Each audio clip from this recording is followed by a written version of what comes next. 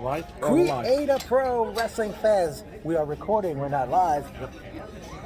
I am longtime independent wrestling fan Robert with fellow NYWCite Sam and Tommy.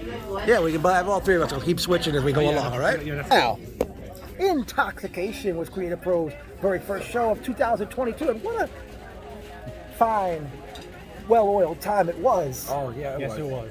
It was. Fun Great stuff. time. Yes. Very good stuff. Yeah, it was. First thing is first, not to the surprise of anybody. It was only 10 minutes, I think. Only 10 Yeah, minutes I mean, it didn't open up on time. We knew that. Though. It was only 10 minutes late, so, yeah. Only 10 minutes late this time. But we come inside and we see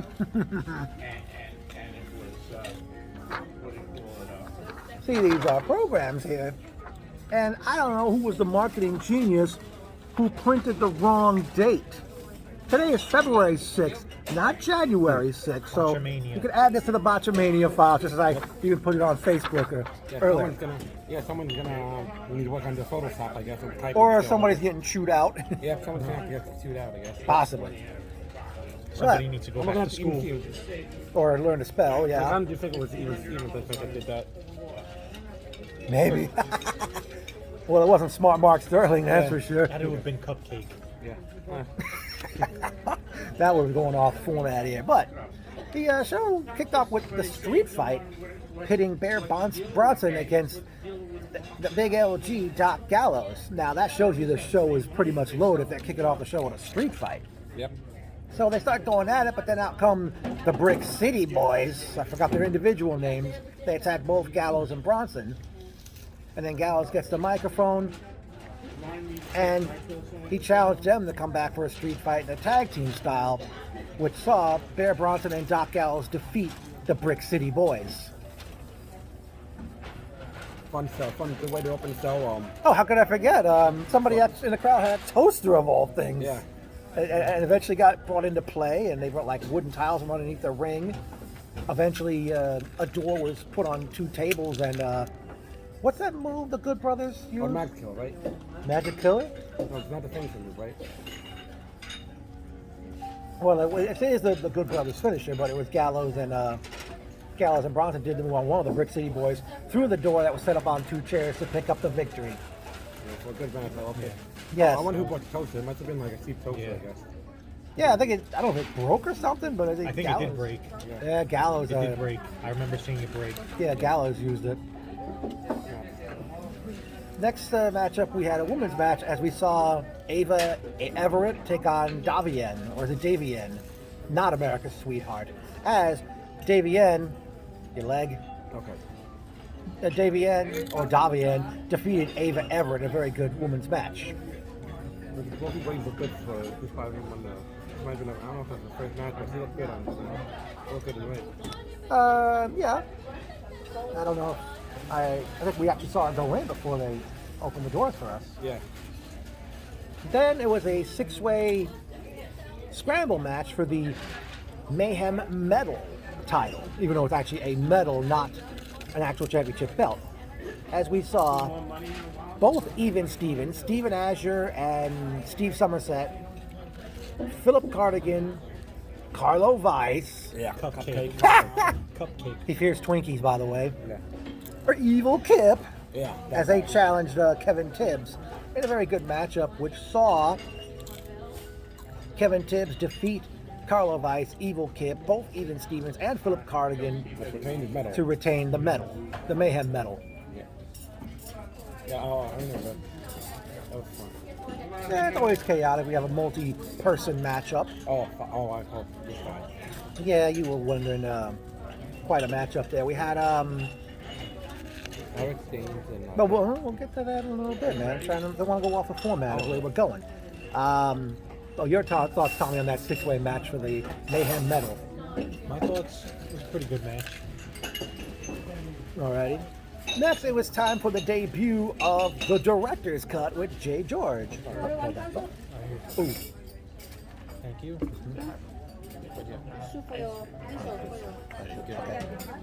Well, let that cool off, man.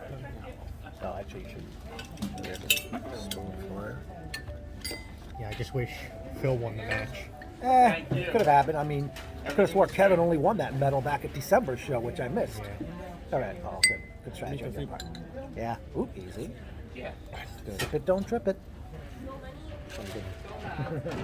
Unfortunately, I won't be at Psycho Circus.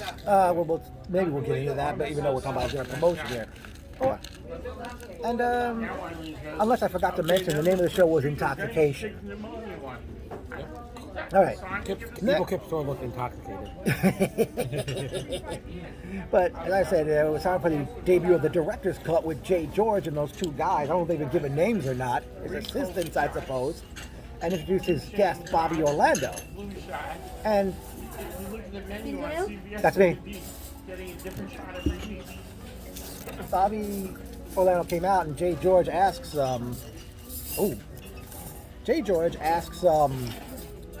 Bobby Orlando, why are you mutilating yourself? Who you doing it for? And somebody in the crowd went so far to go say, your mom. And Jay George lost it. He really wanted to go out to somebody in the crowd and find out who said that. Eventually, I forgot something ended up happening where Orlando wanted a piece of Jay George, and one of the assistants somebody ended up accidentally hitting Bobby Jr. Yep. He hit Bobby Jr. That was messed up. Who did? Was it Jay George or one of the assistants? Okay. But then we had Orlando, and actually Jay George, before that all even happened, he rubbed it in his face, said, how come you don't have a match tonight? And Orlando says to Jay George, you don't have a match either. Yep. And Orlando wanted to fight Jay George right there, but Jay George says, hey, I got another guest, and you can have a match with him. And out came the Dominican Destroyer, Vargas. That guy's going to be big in yeah, that guy's... Well, we'll get to that shortly. I mean, they actually went at it. Orlando, I think he did a dive on the top rope onto Vargas, Jay George, and his two assistants. Yeah. But eventually... Vargas picked up the victory over Bobby Orlando. I want Bobby to win that. Bobby should have won. But I'm guessing his scenario, it looks like Orlando has a new predicament in the case of Jay George. Yeah, I guess he's part of management now, I guess. I don't know. What, they haven't named that group? I don't know. Vargas? All right.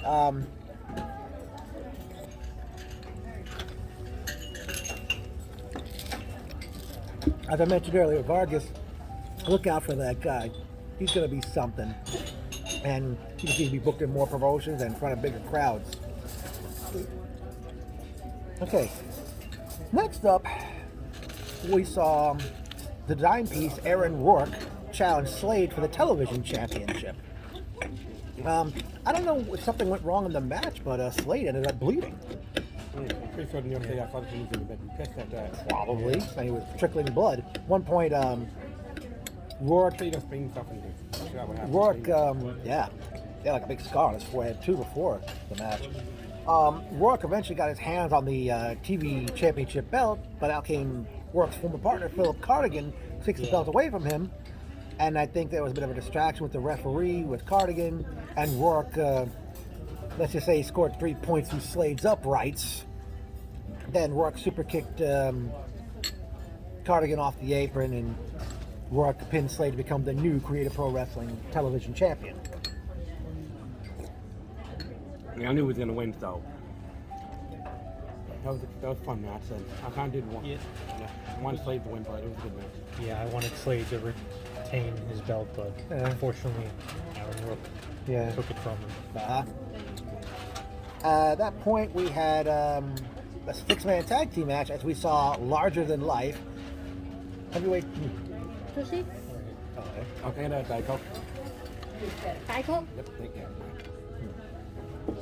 Okay, it was light heavyweight champion. I'm sorry, no, Larger Than Life, Eric James, and the current tag champions, Jack Hamilton and Dante Drago, and Eric James sang the Backstreet Boys song "I Want It That Way" to the ring. I'm not a big fan of boy bands. Not, but I wanted to win, but I like Eric. Yeah, and they took on Smart Mark Sterling, Brian Myers, and Matt Cardona. Bye-bye. Thank you. Right here. And what did I say? Yeah, Cardona. Yeah, and the match was on, and eventually things got hot and heavy in this one. Eventually, it was Cardona and Eric are in the ring by themselves. Out comes a man in a leather coat and a helmet on his motorcycle helmet on his head. Yeah, I remember that. He comes in the ring, he spears Eric James, takes off the helmet, and it was none other than the first ever WWE Tough Enough winner, Maven. Or as I called him, Fakin'. That's a good one. And I'm not the only one who called him that either. And Cardona hit Eric James. I forgot what that move is, what he does with the leg. I forgot what he calls that move. And giving Cardona, Myers, and Sterling the victory. And at that point, they announced it was time for intermission. Oh, one more thing. And Fuck Cardona. Yep. They're not the only one to say that. I know a lot of people say it. Everyone says it. Oh yeah, you and Mike McNicholas. Fuck. What was I telling you? Yeah. They went to go to intermission and bring it out to Riot Peace and announce to the crowd that the people can get an opportunity to come in the ring, get a photo op with Sterling, Myers, Cardona, and Maven. For check. They were charging $40. $40. Man, you guys could scratch my balls for that money. Yeah, I need to save money to go to other shows. Come on. Yeah, I mean, I gotta pay my bills. Yeah, $40. $40. Find somebody else to pay that money, folks. Yeah. I wasn't gonna do it. No darn way. No fucking way. Neither would I. All right. Proved our point, folks. The action resumed as we had everybody's favorite accountant, CPA, as he did battle with Platinum Max Caster. You should have freestyled. But Caster wanted 11,000. What the heck? Those AEW paychecks ain't enough? That's a weird odd number of money to ask for. Yeah, well, I wasn't as gullible as other people in the crowd putting money in his hat. Why bother asking for money if it's not going to be 11,000? Why? Yeah, please. Yeah, you're better off with GoFundMe. Yeah. Oh, you still soda on yourself? Oh, No, I didn't spill soda on myself. What is all this? Oh, don't know. Oh my God. All right, but nonetheless, I forgot how this one ended, but Platinum Max Caster defeated CPA. Then it was time for a Lumberjack match, and the Lumberjacks actually dressed the part wearing flannel vests and all. We saw among the Lumberjacks were Wally Allen, Pat Fitzpatrick, Leo Sparrow carrying wood. I think Liam Davis, former partner of Johnny Clash, was there. And probably mostly younger guys mostly students out of Creative Pro. As we saw Johnny Clash go one-on-one with Dr. Cool, Jay Klang. And Jay Klang came out to Lenny Kravitz's Fly Away. Great song. It's not because I'm a Lenny Kravitz fan either. But the match was on, and they were actually doing like a mosh pit with the Lumberjacks. That was pretty funny. First was Klang, and then with Clash.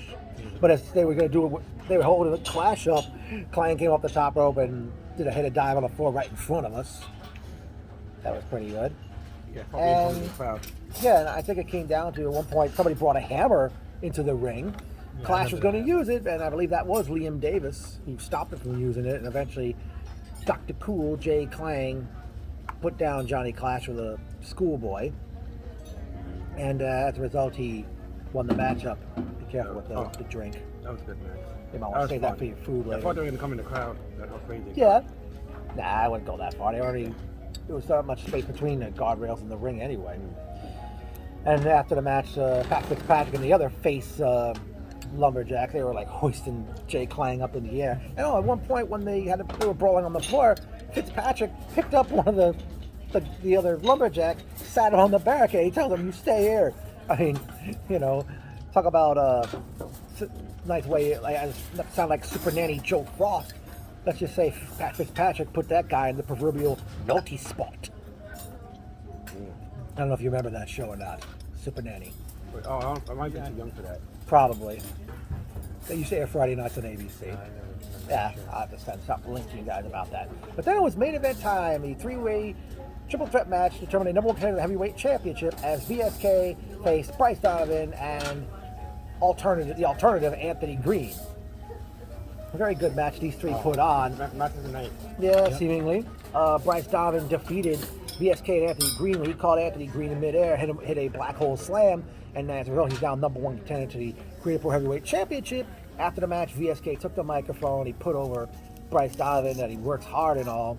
And then VSK hit a super kick on Bryce and punched away at him until the referees came out and broke it up. And pretty much putting an end to quite a night of action. All right, personal notes time. It was, let's see. Oh, shockingly, James McGrady was there. Yeah, I haven't seen him in place for film forever. Yeah, great. Well, he's mostly referees on shows, that's why. Ryan Peterson, great seeing him, of course. William, who showed up before they opened up the door. That guy's not on Facebook, but great guy, and I haven't seen him since like 2019. Who else? How could I forget the lovely Amy? Oh. She was sitting in the back. She also frequents NYWC. Yeah. No. Let's see. Welcome. Is that everybody? Quote mode. We'll get that. Yeah, time for some memorable quotes. What? What was that? Bear Bronson, when I said the bear through my megaphone. That was when he was getting ready for the match with Doc Gallows.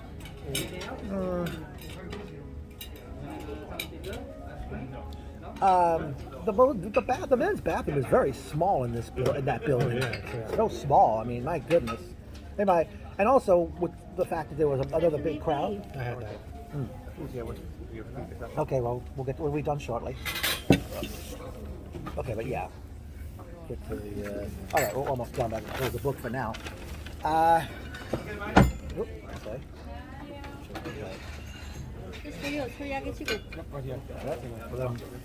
Where do you see? He's gonna sit there, yeah. Yes. Thank you. Wow. Yeah, we're getting our food now. You had to mention that, man? Why not? You didn't have to mention that. It's not we have to know. Us. I'm pretty sure Joe Carson wants to know. Ooh, wow. Hey. I'm still Joe Carson. No! Is He's not gonna care. Oh, thank you. Is he making a fat joke about me? Who? Is that a fat joke for Joe Carson? Or? Not me. Oh. Not on my part. One song. Tell the truth. Wait. Let your food cool off a little. I was trying to say, you got a plate for you. All right. Plate. All right. Okay. We went through all that other stuff. Yeah, actually, that's what I was trying to say. Creative Pro Wrestling, with the way these crowds have been drawing and getting selling crowds, you may need to get a bigger building for these shows from this point on. Yeah. I noticed a lot of people were standing in the back, so now you're going to be happy with that. I know that's for sure. Yeah. All right. It was announced that Creative Pro Wrestling returns on Friday night, April 8th. Yep. That's gonna be so. Well, we don't know the matches and nothing's I don't announced think yet. so, But I would like to see Bryce Donovan one-on-one with VSK. Yeah, probably do it before the world title match, I guess. Yeah. Would like to see Bobby Orlando one-on-one with Jay George. Aaron versus Phil. Yeah, possibly. Aaron Rourke. Could be want to do a Slade to get his rematch first, so maybe if he does get his rematch, I don't know when that's happening. But makes us wonder who's challenging I keep calling him EJ Risk. He used to go by that name. Yeah, Eric James. Eric James, the one who we're going to face for the championship, for the heavyweight title. We need a tag title match too. We can get a tag. Yeah, probably. That's the thing. That's what bugged me out about this show. Yeah. But I guess it's time for overall final thoughts. Love style, great, fun, a good way to start off the year. Oh, another thing. Before the show, they were playing a lot of '90s rock songs. Way better than the Monster Mask. Well, hey, keep that in mind. Next October. Don't play the Monster Mask next October. Just play They won't 80s remember rock. by the time October rolls around. They're not gonna remember this video. They kept playing that song Everlong by Foo Fighters. Oh, I didn't know that was the name of the song. But they also, actually they played, when we came in, they played Nothing Else Matters by Metallica. That was my cousin's wedding song. And you were asking about one song they played, a Zombie by the Cranberries, because their lead singer died a few years ago. Oh, they played Enter Sandman. They played a song by Oasis, I forgot which one. But, yeah, we might want to wrap up because we're hungry like, as Samuel L. Jackson would say, we're hungry like motherfuckers. Or as Duran Duran would say, hungry like the wolf. But, no, we don't want to do too loud, obviously. But, Creative Pro Wrestling, you did great. Can't wait for Friday night, April 8th. All together now. Cap, cap, cap, cap, cap, cap, cap. Cap. Hope you all, I'm starving. I'm going to hope you all enjoyed this